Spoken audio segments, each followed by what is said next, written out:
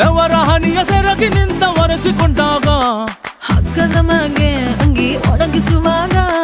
ನಿನ್ನ ಮೈಯ ವಾಸನೆಯು ನೆನಪಾದಾಗ